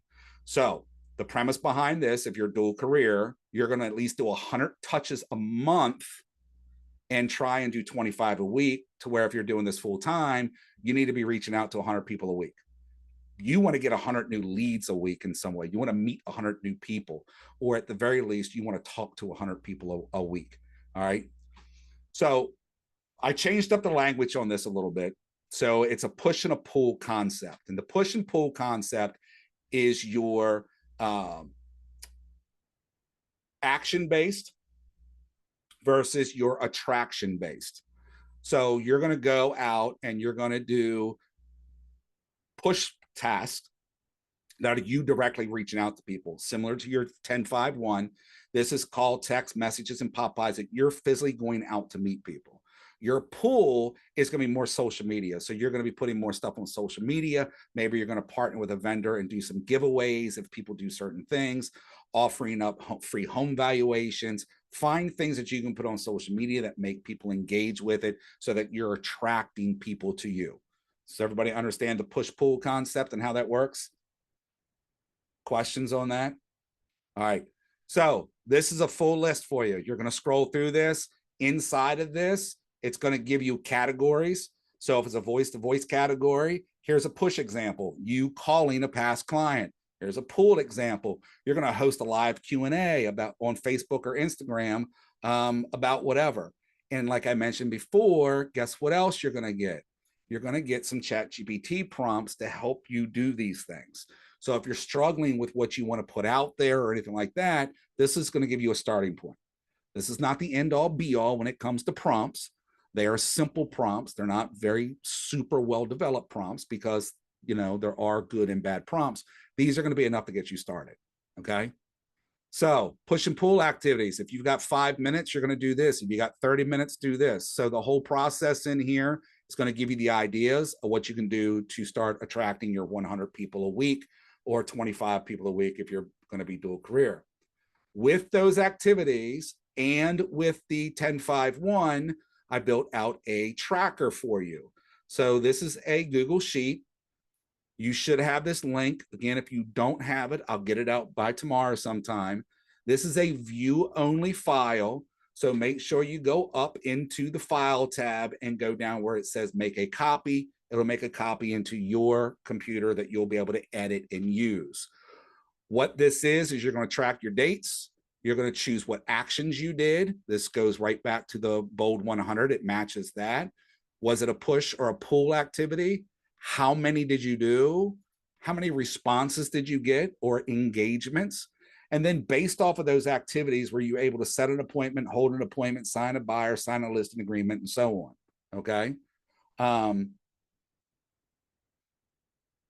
Well, thanks. Yeah, if you got your registration link, the registration, the student manual should be in there. This stuff's not part of the student manual. This is add-ons that we put in because we're trying to improve what we do every time we launch this.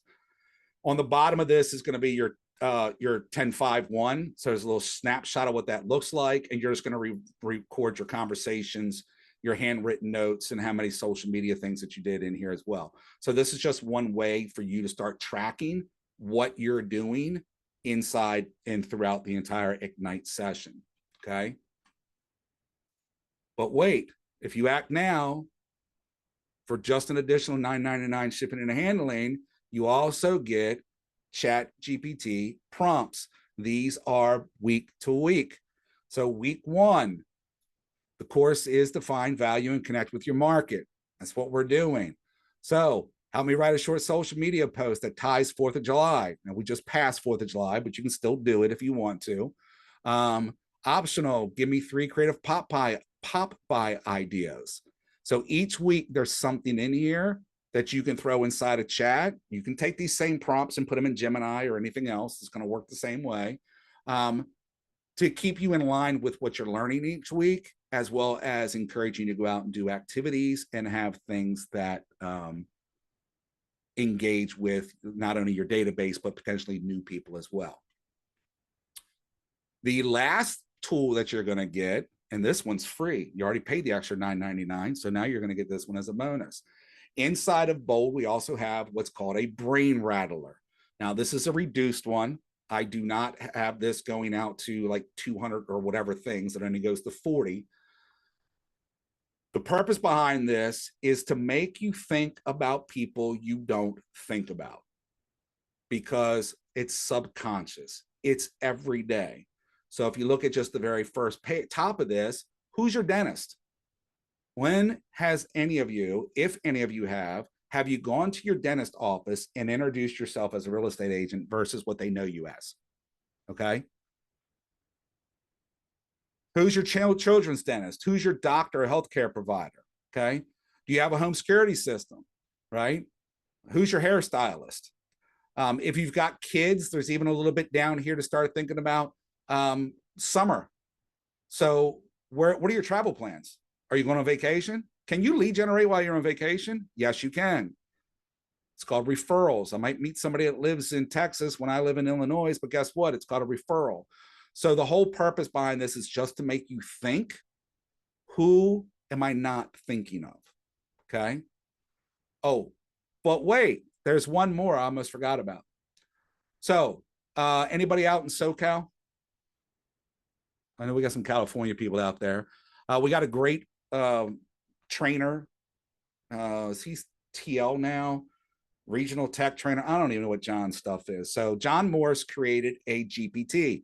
So inside of ChatGPT, you can create your own GPTs. These are things that are pre-designed where all you have to do is go in and ask questions. This is the Ignite Navigator. I'm going to copy this link. I'm going to drop it into the chat for you guys right now. I'll add this to the email as well. But this GPT that John made is 100% all about Ignite. So if you're trying to figure something out about Ignite, you want to go over it again, or you want to learn it again, or any of that other stuff, you can click on this link, go into the navigator, and guess what? You can start asking questions. So right here, can you walk me through a daily 10-4? I missed a session. Can you help me catch up? These are just prompts to get you started. So like if I click on I missed a session, it's going to ask me, okay, what session did I miss? I'll tell it what session I missed. And guess what? ChatGPT is going to come back and help me learn what I missed. Okay. Now, when you open this, up here, you guys saw me click right up here where it says Ignite Navigator. Go into this and you're going to have an option. I already have it there. See how this says hide from sidebar? You should have save in sidebar or view in sidebar. Click on that because it adds it over here into your sidebar so you don't have to keep going back to the link and we'll save inside your chat, just so you guys know. So questions, comments, thoughts, concerns, anything on any of that stuff we just went over?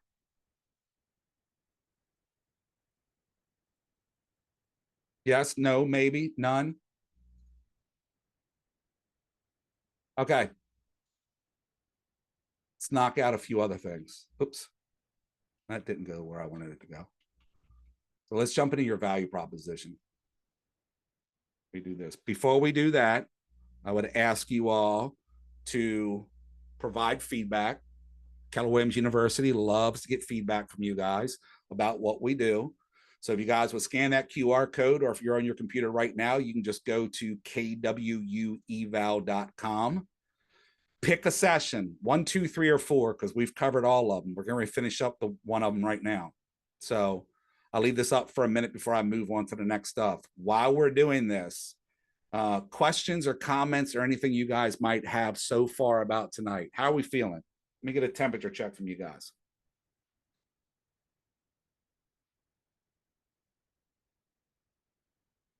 Got Ashton give me the thumbs up. How many are coming back tomorrow? Okay, that makes me feel better. Whew, man.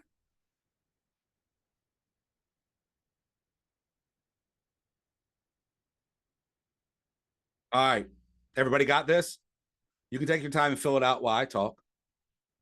I love that. I feel empowered. Perfect. All right, I'm going to move on so we can get through the last couple slides here that we need to go over. And as I said, define your value. This goes back to your mission statement, because now that you have your mission statement, now we have to talk about what your value proposition is going to be. So your value proposition is a unique, memorable, and persuasive statement that expresses the true value of working with you. So remember earlier when I said if I was interviewing you guys and I said, okay, tell me why I should hire you. I don't want the cliche, oh, I'm a great negotiator. I got beautiful graphics. None of that stuff matters, because all of us should be doing that, right? I want to know why I should work with you. How are we going to connect on a personal level? How are we going to be in a working relationship, right? So what do you say and what do you do to people to make them remember you? Okay. That builds trust right away. So it's about getting in there. Here, I can go back for you real quick. That way you have it.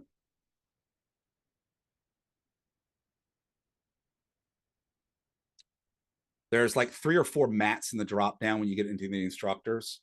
So just, I'm the better looking out of all of them. So when you select it, make sure you're picking the right one. That's all I ask. So Monica, you're my new favorite friend. You got a great laugh. Lola, I'm not judging. You got a good one too, but she just like literally just like from sitting backwards to throwing herself forward. It was great. I just, that's the energy I want to see. That's what I like right there. All right. Did you get it, Lola? All right. Your value proposition addresses specific and special needs of buyers and sellers. So what do your buyers and sellers actually need right now in this market? So this goes back to understanding your market. I can't come into a buyer's market and offer resources and tools and support when it doesn't match the market, right? I'm in a seller's market. I can't do buyer market stuff. I'm in a buyer's market. Can't do seller market stuff. So you need to adjust what you're doing and how you're doing it based on what the market is, okay? Your value proposition is also going to state what you will do for your clients to earn your commission. I know when I speak, clients like to ask, how much do you charge? I flip the script and I tell them I earn X when I work with my sellers or X when I work with my buyers. Here's why. And then I go into the value proposition. That's my consultations. Hold you accountable to high standards. So if you have these values in place and you're telling people about them, is it going to help hold you accountable for those so that you don't show up not doing that? Because the last thing I want to do is tell somebody what I'm doing or not doing. So top agents can easily explain what services they will provide to anyone who hires them. So your value proposition is, it's you doing it. What are you actually doing for your clients and how are you going to do it? What are they going to get for you? Right? Go back to if someone asked, what exactly am I paying for? What are they paying for? I promise you, Michelle, I'm not picking on you, I promise, but they're not paying you for your CMA. They're not. They're not paying you for your social media graphics. They're not. So what are they paying you for? And if you understand that and you build that, you're going to blow everybody else out of the water. All right.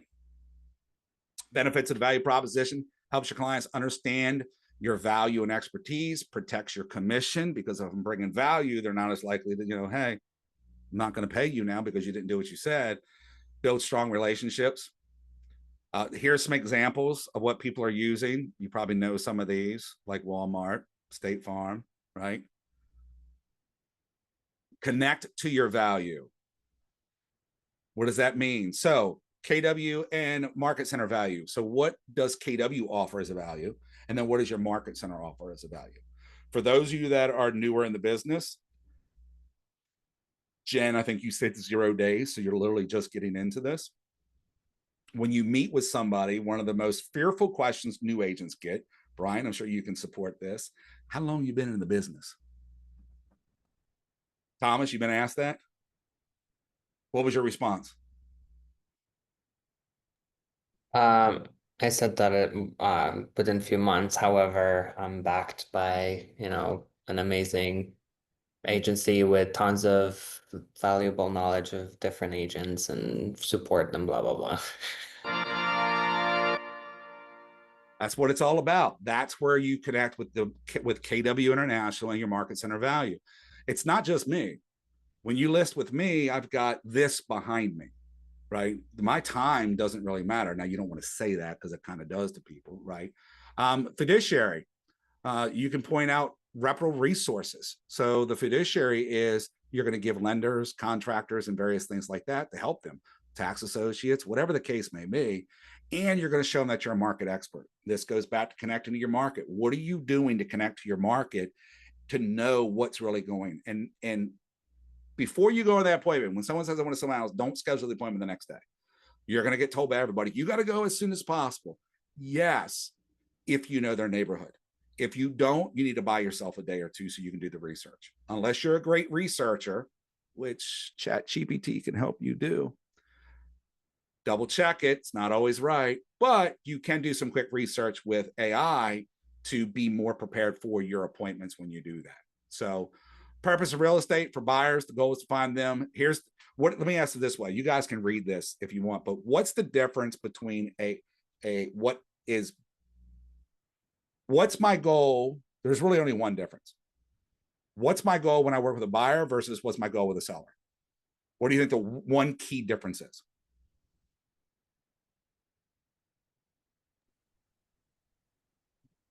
Sell for the most amount of money and buy for the least amount of money. Price, right? Buyer wants it cheap, seller wants the most. That's it. That's it. Otherwise, they want the same stuff, right? I need your guidance. I need your support. I need your expertise, right? There's a few nuances to it because I got to do marketing with a seller and all that stuff like that. So there's a few nuances, but the biggest difference is one wants the most, the other wants the less. Know the difference, right? Top 10 service areas for buyers' value propositions. Look at it very carefully, right? Needs analysis, pre-qualification, neighborhood information, home search, make an offer, negotiate, vendor coordination, pre-close preparation, the closing, and post-closing. But wait, needs analysis, pricing strategy, property preparation, marketing strategy, receive an offer, negotiate, sell, pre-close, closing. There's not much difference there. And that two things you're going to provide the same service. You're just going to shift how you look at it. I need to come out on top with the most money, or I need to come out on top with the least amount of money. All right. What buyers want most from their agents? Help finding the right home to purchase. That's it. That's the top thing. All the rest of it's important. Don't get me wrong, but they want help finding the right home. Now, that doesn't mean as a buyer agent, when you're representing a buyer, that you go in and start going, this house is terrible. Look at all this bad stuff, because it's not your house. It's theirs. It's asking them, what do you like? What don't you like? Does this fit your checklist? If you can't get the 2-car garage and only get a 1-car garage, is that going to be a deal breaker, right? The basement's unfinished. Is that a deal breaker or not? Are you okay with it or are you not okay with it? So make sure you're asking the right questions and not just guiding them to going, yeah, this house is terrible. Okay. Same thing when you work in a seller. You don't want to go in and tell the seller, oh man, that 1972 green carpet got to go. Maybe. Is it in good shape? I don't know. Probably. Depends. So you just got to be careful how you do it. With sellers, it's a little bit more widespread. They want help with pricing. They want help with the marketing, and they want help with negotiation. So there's a little bit spread out on that.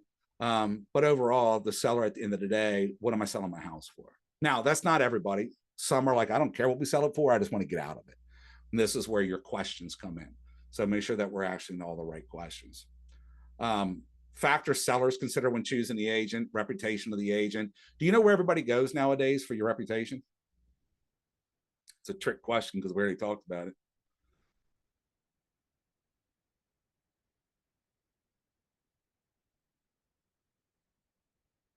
Social media? Yep, social media. Everyone goes, I need a website. I tell people, no, you don't. I wouldn't worry about a website. You need one, don't get me wrong, and you get one inside of your command. You get one. That's the final straw, in my opinion. Other than that, how are they going to get to know you? They're not going to get to know you through your website. Because here's the thing, every one of you right now has a website. If you are in KW and you have a KW command account, you have a website and it's active.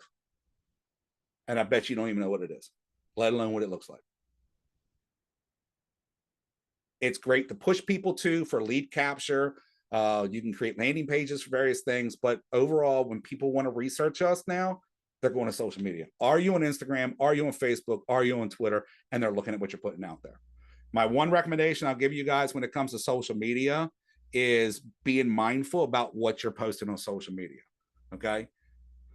I tell people all the time, I firmly believe you have the right to be who you are and support what you choose to support. In a sales business, you do need to be a bit cautious about it because you're going to push away some and attract others. So there's a balance there. It's okay for you to post a political post or whatever the case may be. Do it with some taste because you can still represent your thoughts, your position on whatever the topic is. Just do it with a little bit of taste. Don't hide it. Don't not be you. Just do it a little bit of tact. You're still going to piss somebody off. It's just the nature of society nowadays. I have told other people and I'll use politics as one of the biggest things we all talk about besides religion. But if you're really far left and you're really far right, like way either way, you know what? Embrace it, live it, go, because you're going to find your people. If you're somebody who plays in the middle ground where you're like, I see this and I see this, you're either never going to post about politics or you're going to be very gentle about how you do it because you don't want to piss anybody off, because everybody's a potential source of income. So be who you are, just be mindful how you do it. We've all seen the social media out there where people who have gotten lost jobs and other things because of what they put out there. So just be cautious, because that's what the consumers are going to see first. They want to see who you are, and the best way to find out who you are is through social media. So, okay, questions, comments, concerns. We got through everything, like literally everything. How are we feeling right now? What are we thinking? Give me some takeaways. Besides Michelle laughing at me, I think, unless she's laughing at somebody else. I'm not sure yet. I can't figure it out. So, Monica, is that your pink office? Is that your space? Yeah. Okay. I'm not judging. It's nice. I like that color. Prior to COVID, it was a nursery. I kind of, that's what I got that vibe. So, okay. All right. Wait, prior to COVID? Wouldn't that have been like after COVID? Isn't it normally how it happened for everybody else? Was after COVID? I'm just saying. So. Nah. Fair enough. I just never changed the yeah. Okay. Let me give you guys something real quick. So give me some ahas, give me some takeaways. So I just saw somebody needing my information. Erica, you're still doing the thing. So there you go. There's Hank. There's my contact information. So give me some takeaways. We are finishing this up. So I want to hear at least 3 takeaways, 3 ahas that you guys got. Our homework is similar to our GPS and 411. We just actually have to use it. First off, congratulations to you for understanding a GPS and a 411, because that's advanced level stuff right there. Anybody else know what a GPS or 411 is? See how you kind of say, well, yeah, I don't want to admit that I do, because that means I have to follow it, but I know what it is.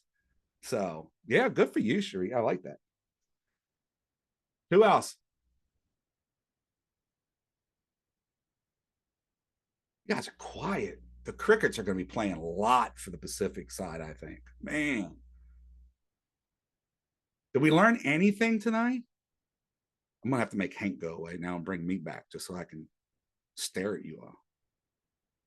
See, I said I wasn't going to do this, but. How to use better social media. Okay. You're going to get a lot more social media throughout the class when we do the tech stuff. So. Yeah, and also how to how identify yourself in order to get to know which people you can be related and do business. Okay, perfect. Mom, I'm gonna repeat myself. I'm gonna say interested versus committed, because that's my favorite. I love that video, Thomas. I don't blame you at all in any way, shape, or form. Monica, you're going to polish up your mission statement. Definitely get out and finish your mission statements. Oh, Nia, I didn't see the 5 C's from the other video. So yeah, those 2, I added those at the end of last year, I think, and really polished up the slide deck by changing it around in Q2 of this year. But I think those are super powerful to start this whole class off with, because we got to know where we're at. So I appreciate that, Thomas. One more. Who's got one more little takeaway before I kick you out of here? Get rid of negative thoughts. Huge. And we all do it. Here's my challenge for you guys. Like I said, I'm back Thursday. I want you guys to take, I don't care, use your phone, use notes in your phone, take a piece of paper. I want you to just put a tally mark. Every time between now and Thursday, a tally mark every time you catch yourself having a negative thought. And I want you to share with me on Thursday when we start how many tally marks did you have for the next 48 hours of negative thoughts? Because I think if you identify that you actually had like 300 versus, oh, I don't do it that much, it's not a big deal, right? You know, you're right. It's not a big deal until you start tracking it. And I think it's something that you guys should be, we all should be tracking on a regular basis. Daisy, you're a systems oriented checklist person. So, oh, sweet. So just so you guys know, I'll go over the, remind me in case I forget, I'll touch on it on Thursdays in the tech class. Command does have a tracker built into it to where you can go and you can do it electronically. It's not as kind of robust as that tracker sheet is, but I'm giving you the spreadsheet and I'll show you the activity tracker on Thursday, because if you're tech oriented and you want to use what's in Command, great. Besides, it helps track your numbers inside of Command as well. We're going to be setting goals on Thursday. But if you are a spreadsheet person versus the tech side, you got the spreadsheet as well. So pick whichever one's going to work best for you guys, but we'll go over that on Thursday. So, all right, guys, that's all we have. We have used up our time together for this evening. As I said, we've got like 80 some people scheduled or registered for this. So if there's people in your market center that you know that signed up and did not show up, reach out to them, encourage them to be here. It is super, super important for people to show up and be present. And hopefully we get more cameras on next time. It's not that bad. I mean, you saw me pick on everybody else. That's not fair. I want to pick on the rest of you too. No, I'm kidding. All right. Until then, I'll see you guys Thursday.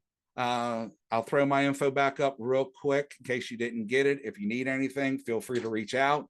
I do my best to be available. Other than that, I bid you adieu. Have a wonderful night and stay safe from whatever weather you got going on. So Texas, my heart goes out to you guys. Thank you.